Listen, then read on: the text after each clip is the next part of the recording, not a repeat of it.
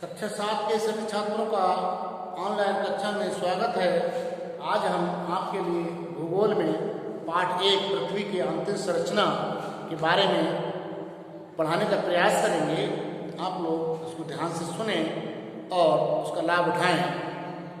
तो पृथ्वी की अंतरिक्ष संरचना ये कैसी है? जैसे हम आज इसमें देखते हैं कि हमारी पृथ्वी ऊपर से ठोस, चपटी और कठोर और ठंडी दिखाई पड़ती है, परंतु ऐसा नहीं है। हम इस पृथ्वी पर ब्रह्मांडीय रूप से चारों तरफ पेड़ पौधे, मनुष्य, सारा जीव जगत इत्यादि देखते हैं, लेकिन हमें अब हमारे प्रश्न आता है कि पृथ्वी की हमें आंतरिक संरचना कैसी, पृथ्वी अंदर से कैसी है, पृथ्वी अंदर से कैसी है। तो इसके बारे में हम थोड़ा सा इतिहास में जाते हैं। जैसे हम जानते हैं लगभग 5 अरब वर्ष पहले हमारे सौरमंडल की उत्पत्ति हुई थी और उस सौरमंडल में 8 ग्रह हैं। जैसे 8 ग्रह हैं, उनमें पृथ्वी एकमात्र ऐसा ग्रह है जिसमें जीवन संभव हुआ है। हमारी पृथ्वी के सौरमंडलों में उत्पत्ति के समय पृथ्वी गर्म गैसों और धूल के कारण आग के दहकते गोले के समान थी, परंतु करोड़ों वर्ष बाद पृथ्वी का वायुमंडल वर्षा के कारण फलस्वरूप धीरे धीरे ऊपरी परत ठंडी हुई, परंतु पृथ्वी आज अंदर से आग की गर्म है। इसका अगर हम परीक्षण करते हैं तो हम इसका परीक्षण कर सकते हैं। कुछ उपलों को लेकर हम पृथ्वी पर जलाएं और उसकी आग को ठंडी होने दें।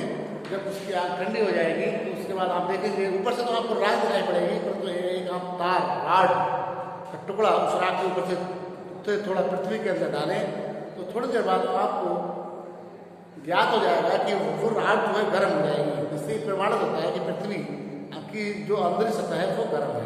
इसके साथ साथ चलिए हमने एक आपको चित्र बनाया है पृथ्वी का। ये चित्र में तो आप लोग सभी जानते हैं पृथ्वी एक अंडाकार गोले के समान है। तो ये जो चित्र बनाया है इसी में जो पृथ्वी का जो भाग है उसी संबंध में चित्र बनाया है। इसको हम जानेंगे, इसको हम समझेंगे यहाँ पे पृथ्वी अंदर से कैसी है। देखिए पृथ्वी के अंदर क्या क्या है। तो पृथ्वी को जो हमारा हिस्सा है अंदर तक, उसको हमने इसमें 3 भागों में बांटा गया है। नंबर 1 भूपटपट्टी, सबसे ऊपर का जो हिस्सा है उसे कहते हैं भूपटपट्टी। सबसे ऊपर के हिस्से को हम कहते हैं भूपटपट्टी। इसकी मोटाई 34 किलोमीटर से लेकर 100 किलोमीटर तक होती है।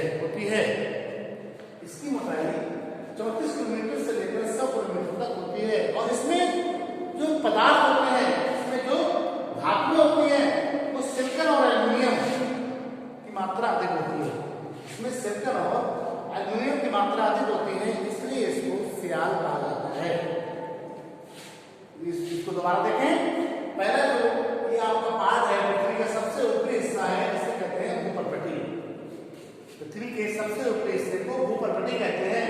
इसकी मोटाई 34 किलोमीटर से लेकर 100 किलोमीटर तक होती है। कई प्रश्न बनना है पृथ्वी की मोटाई कितनी होती है, पृथ्वी के ऊपरी हिस्से को क्या कहा जाता है, और पृथ्वी के जो ऊपरी हिस्से में है इसमें कौन कौन सी धातुओं का मिश्रण होता है। तो इसमें सिलिकॉन और एल्यूमिनियम धातु का मिश्रण होता है, इसको सियाल कहा जाता है। अब आते हैं पृथ्वी के उससे निचले हिस्से पर, जो उसका निचला हिस्सा है उससे थोड़ा भूपटपट्टी के नीचे वाला हिस्सा है, उसे मेंटल कहा जाता है।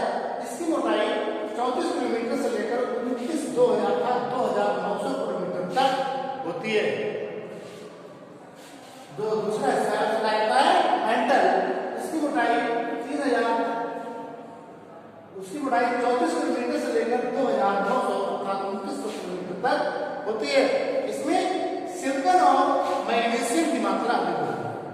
इसमें सिलिकॉन और मैग्नीशियम धातुएं पाई जाती हैं। अर्थात पहले इसका भूपटपट्टी, दूसरा मेंटल की मोटाई 34 किलोमीटर से लेकर 2,900 किलोमीटर तक। सिलिकॉन और मैग्नीशियम धातु की मात्रा इसमें अधिक होती है, इसलिए इसे सीमा कहा जाता है। अब उससे निचले का हिस्सा आता है, उससे नीचे आता है, उसे कहते हैं क्रोड। तो क्रेट का जो पूरा एरिया है नीचे तक, उसकी जो मोटाई है वो 2,900 किलोमीटर से लेकर 6,370 किलोमीटर तक होती होती है। क्रोड जो है इसकी मोटाई जो है 2900 से लेकर 6370 किलोमीटर तक होती है। इसमें निकिल और लोहा धातुएं हैं, उनकी अधिकता होती है।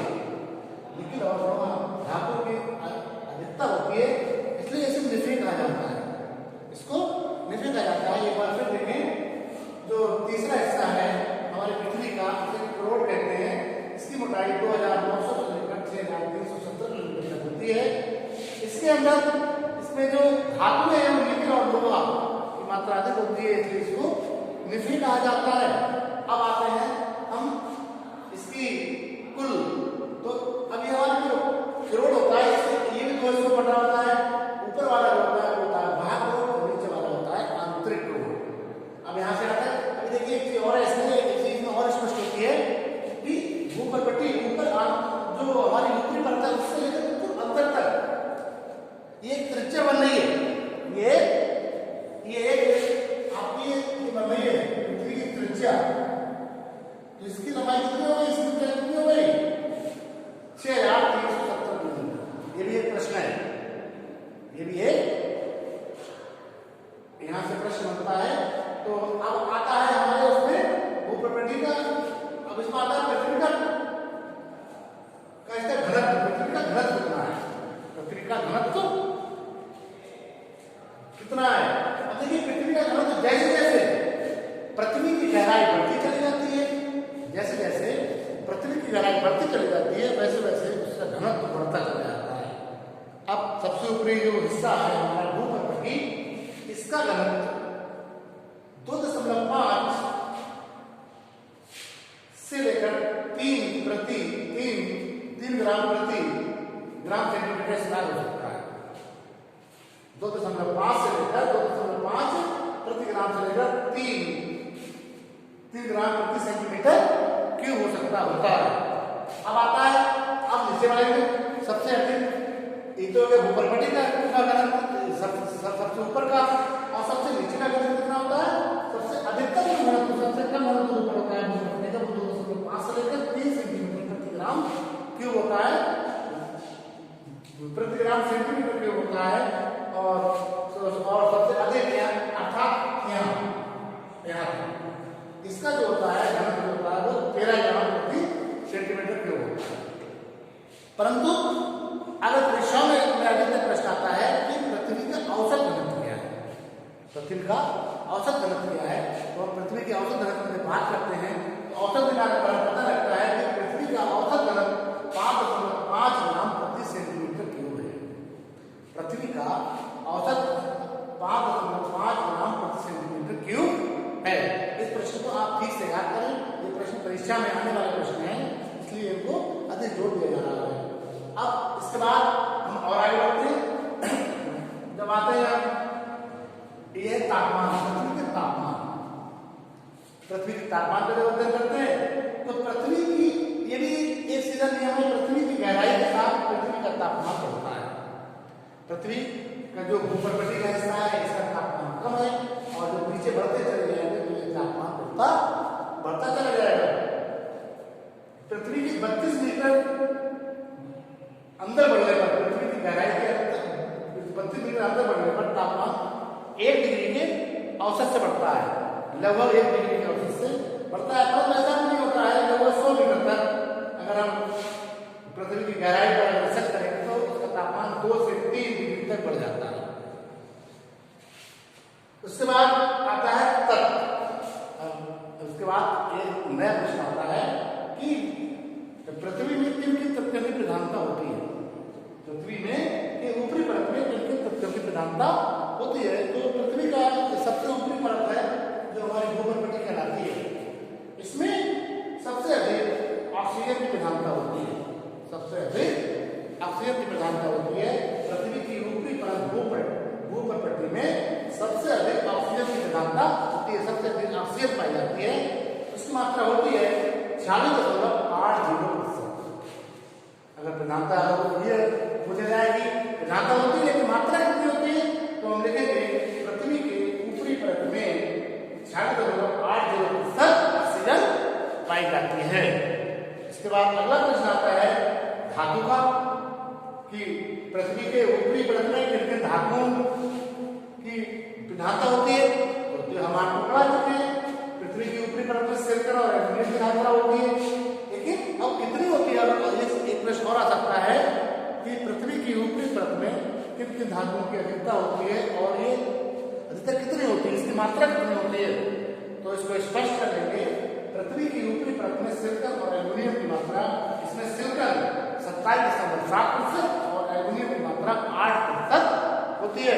अर्थात इतना सारा इतना मैटर समझने के बाद हम इस प्रश्न को अगर लिखेंगे तो इस प्रश्न को बहुत बड़े तरीके से लिखा जा सकता है, क्योंकि इसमें कई प्रश्नों का समावेश है। तो आप छोटे छोटे प्रश्नों को उनको ध्यान से एक बार पढ़ लें और ध्यान से एक बार सुने, तो आप इन प्रश्नों को लिख सकते हैं। और प्रश्न के लिए मैं अगले बार में इसके बाद एक PDF